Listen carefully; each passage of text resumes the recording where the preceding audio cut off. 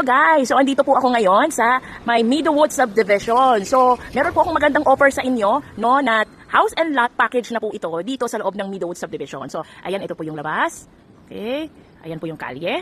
And then malapit lang po siya, no. Pag lumabas po kayo, na makikita niyo na po si Meralco, si SM Bacoor, and then may access din po ito, no, may shortcut ito, access. Ang labas po nito ay Molino Boulevard o yung Bacoor Boulevard na kung saan nandun ang Bacoor City Hall. Ayan. So ang ganda po ng community dito, no.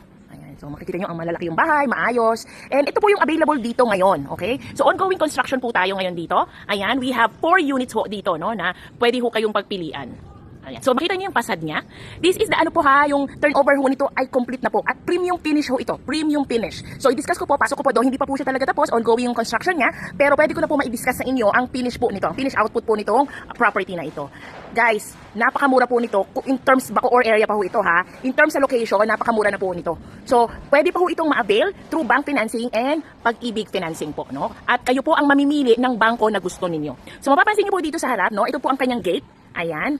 So, ang finishes po nito ay Pisem board po yan. So, hindi po yan nabubulok. Okay po? So, maganda po yung turnover. Ayan, may pagka-wood po siya, pero hindi ho yan nabubulok. And then, yung pong ating second floor, ayan ho, no? Meron ho siyang balcony. At yung kanya pong finish ho dyan ay glass po yung gagamitin natin. Ano? Hindi po siya puro tubular. So, mix po siya ng tubular and glass. So, ayan po yung balcony. And then, yung pong nakita niyo yung accent na yon, ayan, meron na rin po siyang fluted panel po. No? Yan yung pang outdoor.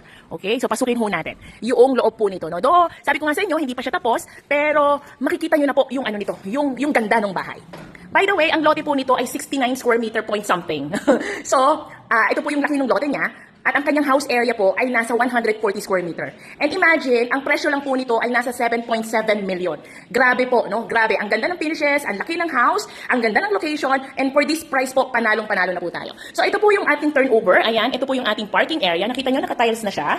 Okay? And then yung ating ceiling. Ito po ay take note, parking area po ito. So included na po yung mga pin lights na yan, kasama na po yan, naka-PVC panel po tayo. And then this one po, ito po ay glass window po yan. Ano? Window po siya, nakita nyo kung gano'ng kalaki. So ang laki po nung ano, so para at least maliwanag pa rin po sa loob. So makita nyo, ayan, may outlet na ho. Ayan, may mga outlet na, kasama na rin po yan, ano? And then kita nyo yung parking area. So even 2 cars, kasya po. Okay? So kahit ho yung commuter van, kasyang-kasya po kasi ang haba po niyan. Ayan. So, panalo po kayo, 2-car garage. So, ito naman po yung loob niya. Okay? So, ayan, nakatiles na rin po siya, 60 by 60. And then, ito po, nilagyan natin ng design yung kisame. Actually, guys, wala na kayong ipapagawa dito upon matapos po ito at na-turn over sa inyo. Wala na po kayong ipagagawa. Gamit na lang po yung bibig-bigin ninyo. So, dito naman po, ilalagay natin yung kitchen counter. Ayan po. So, naka-granite finish po yan, ha, yung countertop niya. With bar counter po dito. Lalagyan na po yan ng bar counter. And then, meron na rin po siyang hanging cabinet. So, lalagyan niya. May cabinet sa baba, may cabinet sa taas. So, yan po yung pinaka-kitchen. And this is the living area. Ang lawak po, di ba? Ayan. So, ayan po yung living area. And then, let's proceed po dito sa ating maid's room. Ayan, imagine, may maid's room. 3 po yung kwarto nito sa taas, and then ito po para sa ko. Pero kung may elder po kayo, pwede rin na rin po dito. Or pwede rin po siyang gawing pantry. So, mapapansin nyo, high ceiling po tayo. Ayan, kita nyo taas? High ceiling po tayo. And take note, lahat po nung ating, yung mga pin light na yan, included na po yan, ano? And then, ito yung ating laundry area. So, steel door yung ginamit natin. Naka-tiles po yung laundry area. Provided na po yan ng gripo. And then, open po ito for proper ventilation. And syempre po, para maliwanag din. Ayan. So, ito po. Ito naman yung powder room. Okay? Ang maganda po dito, yung tiles niya, floor to ceiling na. Ayan. Hanggang ano na po yan. Pero ito po ay powder room lang po, no? So, wala siyang down to shower. And then, kita nyo naman yung stair. Ayan. Naka-wood planks po siya or stair planks. Ayan. Tapos, concrete po siya. Oh. Ayan, concrete.